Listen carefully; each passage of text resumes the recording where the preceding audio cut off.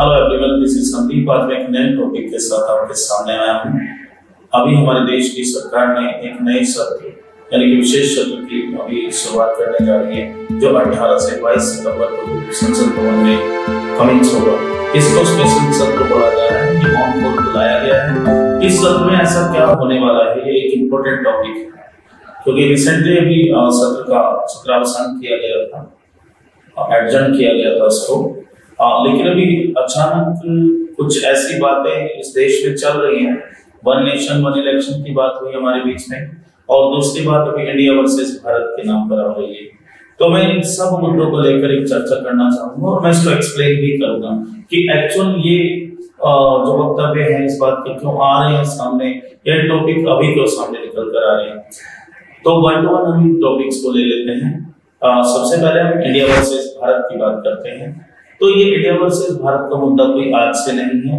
2015 में supreme court में जनहित याचिका दायर की गई थी। उस जनहित याचिका में सुप्रीम कोर्ट से पूछा गया था कि क्या यह नाम चेंज कर देना चाहिए।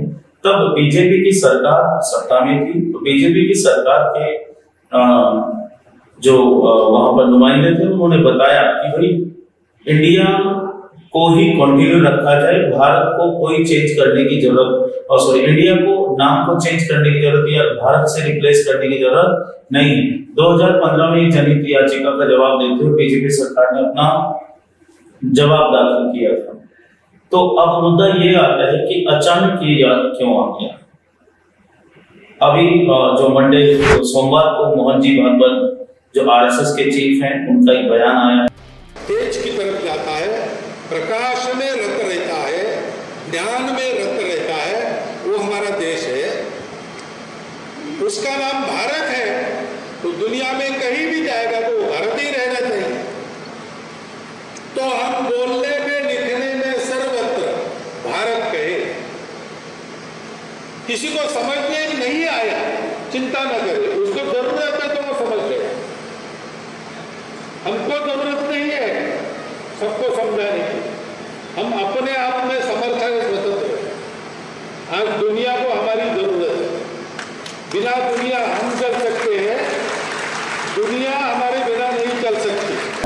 उस बयान में बोला है कि हमें इस गुलामी मानसिकता के नाम को चेंज कर देना चाहिए और हमें भारत नाम अपना लेना चाहिए।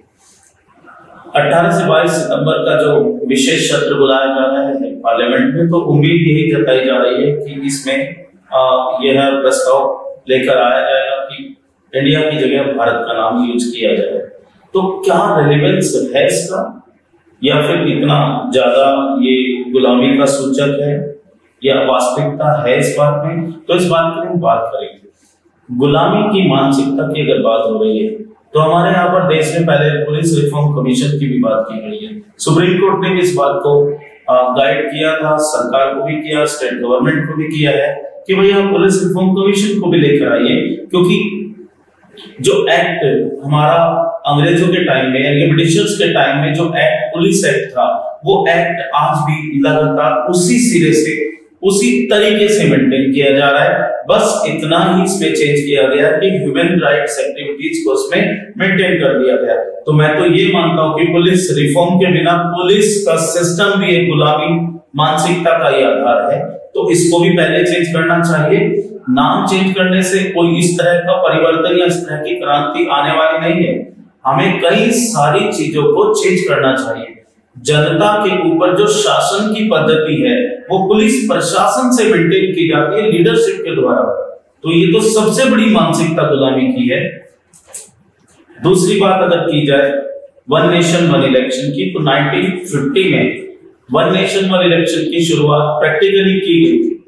और मैं ये बताना भी चाहूंगा कि हमारे पहले इलेक्शंस हुए तो वो नियर बाई हुए थे सब चीजों को लेकर, और ये चीज मेंटेन की जा सकती है। देश में कई सारे भार, आर्थिक भार है, सामाजिक भार है, और सुरक्षा बलों का भी यूज लगभग 5 साल तक लगातार इलेक्शंस में किया जाता है, जिससे कि हमारी इंटरनल सिक्योरिटी भी खतरे में पड़ती है। तो ये जो 2 मुद्दे हैं जो विशेष सत्र में उठाए जा सकते हैं, इन मुद्दों पर पहले विचार करने से इन सब बातों पर भी विचार करना चाहिए कि गुलामी मानसिकता तो कई सारे टॉपिक को लेकर और भी है।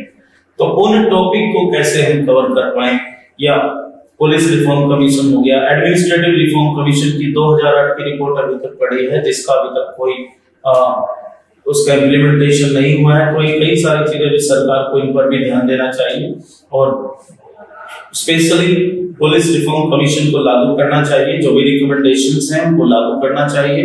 इंडिया के नाम को भारत में जरूर चेंज करिए, लेकिन इंडिया से जुड़ी हुई कई सारी मानसिकताएं पहले से हमारे देश में विद्यमान है, तो उन सब को भी रिमूव करना चाहिए। मेरा ये मानना है कि देश की प्रगति भारत सरकार चाहती है तो उस तरीके से उसको मेंटेन करेगी। आम नागरिकों को उसमें भला हो, नाम, जगह, विश्वास, धर्म, इन सब बातों से हटकर कई सारी बातें हमारे देश में अभी इन फ्यूचर मेंटेन होनी है। और दूसरी बात, जो हमारे फंडामेंटल ड्यूटीज हैं और directive principle of state policies हैं, जिसको हम राज्य के नीति निर्देशक तत्व बोलते हैं, उनमें यूनिफॉर्म सिविल कोड लिखा हुआ है ऑलरेडी, उसको मेंटेन नहीं किया गया है। जो स्मोकिंग और इंटॉक्सिकेटिंग चीजें हैं उनको बैन करने की बात की गई, उनको भी मेंटेन नहीं किया गया है। तो ये कई सारी चीजें हैं, सरकार को इससे पहले इन पर भी काम करना चाहिए। सरकार के नॉलेज में ये सब बातें पहले से हैं, जो हमारे डीपीएसपी में लिखी गई है, उन सब बातों को भी इसको मेंटेन करना चाहिए। ऑटोमेटिकली जो हमारी ब्रिटिशर्स के टाइम की चीजें हैं वो रिप्लेस होना शुरू हो जाएगी। धन्यवाद।